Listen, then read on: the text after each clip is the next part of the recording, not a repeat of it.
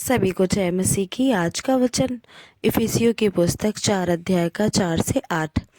एक ही देह है और एक ही आत्मा, जैसे तुम्हें जो बुलाए गए थे अपने बुलाए जाने में से एक ही आशा है, एक ही प्रभु है, एक ही विश्वास, एक ही बपतिस्मा और सबका एक ही परमेश्वर और पिता है, जो सबके ऊपर और सबके मध्य में और सब में है। पर हम में से हर एक को जो मसीह के दान के परिणाम के अनुसार अनुग्रह मिला है, इसलिए वह कहता है, वह ऊंचे पर चढ़ा और बंदियों को बांध ले गया और मनुष्यों को दान दिए। हालेलुया, आमीन। मत्ती की पुस्तक 18 अध्याय का 21 से 35 वचन। निर्दयी सेवक का दृष्टांत। तब पतरस ने पास आकर उससे कहा, हे प्रभु, यदि मेरा भाई अपराध करता रहे तो मैं कितनी बार उसे क्षमा करूं? क्या 7 बार तक? यीशु ने उससे कहा, मैं तुझसे यह नहीं कहता कि 7 बार तक, वरन 7 बार के 70 गुने तक। इसलिए स्वर्ग का राज्य उस राजा के समान है जिसने अपने दासों से लेखा लेना चाहा। जब वह लेखा लेने लगा तो एक जन उसके सामने लाया गया जो 10,000 तोड़े का कर्जदार था, जबकि चुकाने को उसके पास कुछ न था। तो उसके स्वामी ने कहा, यह और उसकी पत्नी, बाल बच्चे और जो कुछ इसका है सब बेचा जाए और कर्ज चुका दिया जाए। इस पर उस दास ने गिरकर उसे प्रणाम किया और कहा, हे स्वामी, धीरज धर, मैं सब कुछ भर दूंगा। तब उस दास के स्वामी ने तरस खाकर उसे छोड़ दिया और उसका कर्ज भी क्षमा किया। परंतु जब वह दास बाहर निकला तो उसके संगी दासों में से एक उसको मिला जो उसके 100 दीनार का कर्जदार था। उसने उसे पकड़कर उसका गला घोटा और कहा, जो कुछ तुझ पर मेरा कर्ज है भर दे। इस पर उसका संगी दास गिरकर उसे विनती करने लगा, धीरज धर, मैं सब भर दूंगा। उसने ना माना, परंतु जाकर उसे बंदीगृह में डाल दिया कि जब तक कर्ज भर ना दे तब तक वहीं रहे। उसके संगी दास यह जो हुआ था देखकर बहुत उदास हुए और जाकर अपने स्वामी को पूरा हाल बता दिया। तब उसके स्वामी ने उसको बुलाकर उससे कहा, हे दुष्ट दास, तूने जो मुझसे विनती की तो मैंने तेरा वह पूरा कर क्षमा कर दिया। इसलिए जैसा मैंने तुझ पर दया की, वैसे क्या तुझे भी अपने संगी दास पर दया करना नहीं चाहिए था? और उसके स्वामी ने क्रोध में आकर उसे दंड देने वालों के हाथ में सौंप दिया कि जब तक वह सब कर्ज भर न दे तब तक उनके हाथ में रहे। इसी प्रकार यदि तुम में से हर एक अपने भाई को मन से क्षमा ना करेगा तो मेरा पिता जो स्वर्ग में है तुमसे भी वैसा ही करेगा। निर्गमन की पुस्तक 19 अध्याय और 20 अध्याय। इज़राइली सीनै पर्वत के पास इज़राइलियों को मिस्र देश से निकले हुए जिस दिन 3 महीने बीते, उसी दिन वे सीनै के जंगल में आए। और जब वे रपीदीम से कूच करके सीनै के जंगल में आए, तब उन्होंने जंगल में डेरे खड़े किए और वहीं पर्वत के आगे इज़राइलियों ने छावनी डाली। तब मूसा पर्वत पर चढ़कर परमेश्वर के पास गया और यहोवा ने पर्वत पर से उसको पुकार कर कहा, याकूब के घराने से ऐसा कह और इस्राएलियों को मेरा यह वचन सुना, तुमने देखा है कि मैंने मिस्रियों से क्या क्या किया।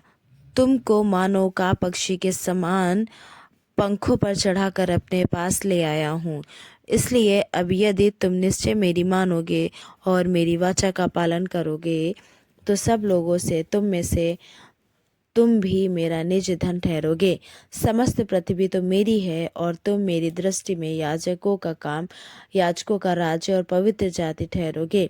जो बातें तुम्हें इज़राइलियों से कहनी है वे ये हैं। तब मूसा ने आकर लोगों के पुरनियों को बुलवाया और ये सब बातें जिनके कहने की आज्ञा यहोवा ने उसे दी थी उनको समझा दी।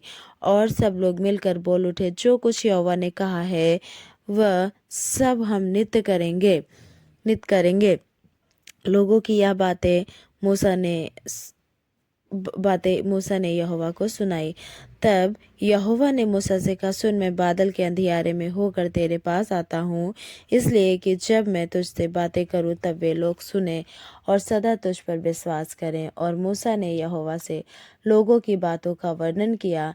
तब यहोवा ने मूसा से कहा, लोगों के पास जा और उन्हें आज और कल पवित्र करना और वे पवित्र और वे अपने वस्त्र धो लें और वे तीसरे दिन तक तैयार हो जाएं, क्योंकि तीसरे दिन यहोवा सब लोगों के देखते सीनै पर्वत पर उतर आएगा। और तू लोगों के लिए चारों ओर बाड़ा बांध देना और उनसे कहना, तुम सचेत रहो कि पर्वत पर ना चढ़ो और उसकी सीमा को भी ना छुओ, और जो कोई पहाड़ को छुए वह निश्चय मार डाला जाएगा।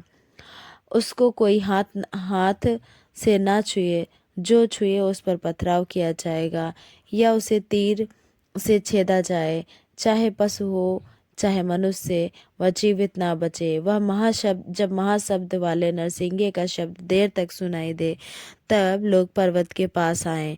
तब मूसा ने पर्वत पर से उतरकर लोगों के पास आकर उनको पवित्र कराया और उन्होंने अपने वस्त्र धो लिए।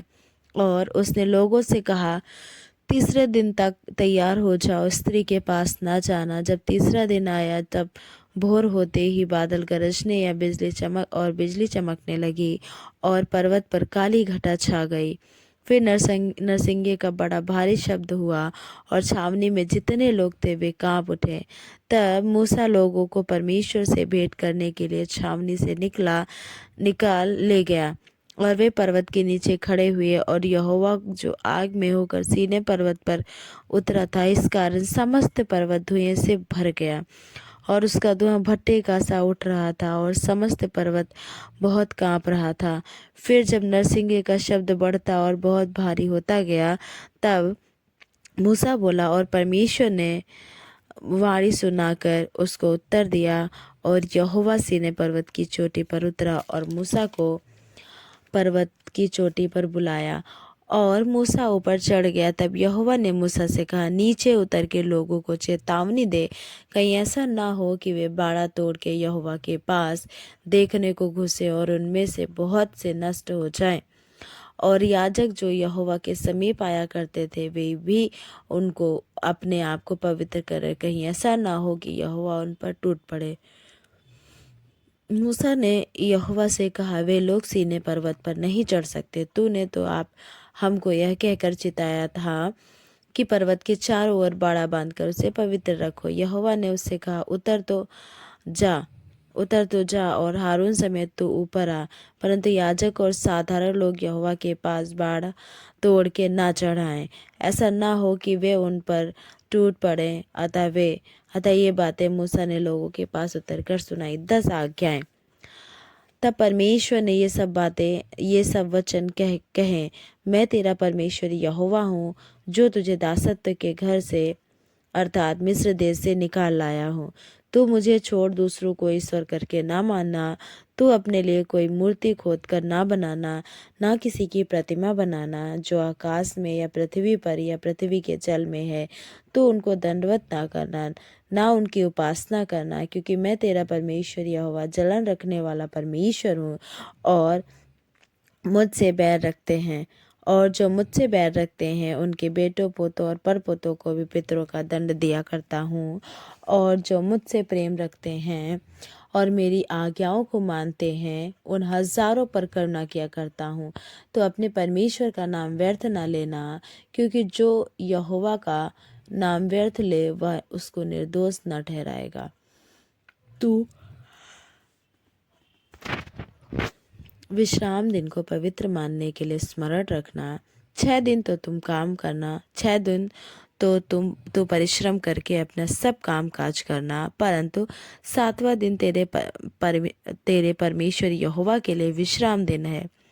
उसमें ना तो तू किसी भांति का काम काज करना और ना तेरा बेटा, ना तेरी बेटी, ना तेरा दास, ना तेरी दासी, ना तेरा पशु, ना कोई परदेसी जो तेरे फाटकों के भीतर हो, क्योंकि 6 दिन में यहोवा ने आकाश और पृथ्वी और समुद्र और जो कुछ उनमें है सबको बनाया और 7वें दिन विश्राम किया। इस कारण यहोवा ने विश्राम दिन को आशीष दी और उसको पवित्र ठहराया। तू अपने पिता और अपनी माता का आदर करना, जिससे तू जो देश तेरा परमेश्वर यहोवा तुझे देता है उसमें तू बहुत दिन तक रहने पाए। तू खून न करना, तू व्यभिचार न करना, तू चोरी न करना, तू किसी के विरुद्ध झूठी साक्षी न देना, तू किसी के घर का लालच न करना, तो किसी की स्त्री का लालच न करना, और ना किसी के दास दासी या बैल गधे का, ना किसी की वस्तु का लालच करना, लोगों का भयभीत होना। सब लोग गर्जन और बिजली और नरसिंगे के शब्द सुनते और धुआं उठते हुए पर्वत को देखते रहे और देख के कांप कर दूर खड़े हो गए। और वे मूसा से कहने लगे, तू ही हमसे बातें कर, तब तो हम सुन सकेंगे, परंतु परमेश्वर हमसे बातें ना करे, ऐसा ना हो कि हम मर जाएं। मूसा ने लोगों से कहा, मत डरो, क्योंकि परमेश्वर यहोवा इसलिए आया है कि तुम्हारी परीक्षा करे और उसका भय तुम्हारे मन में बना रहे कि तुम पाप ना करो। और वे लोग दूर ही खड़े रहे, तब परंतु मूसा उस घोर अंधकार के समीप गया जहाँ जहाँ परमेश्वर था, वेदी से संबंधित नियम।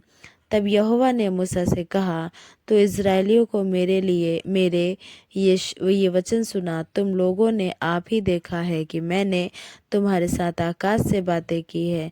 तुम मेरे साथ किसी को सम्मिलित ना करना, अर्थात अपने लिए चांदी या सोने से देवताओं को ना गढ़ लेना, मेरे लिए मिट्टी की कोई एक वेदी बनाना और अपनी भेड़ बकरियों और गाय बैलों के होम बलि और मेल बलि को उस पर चढ़ाना।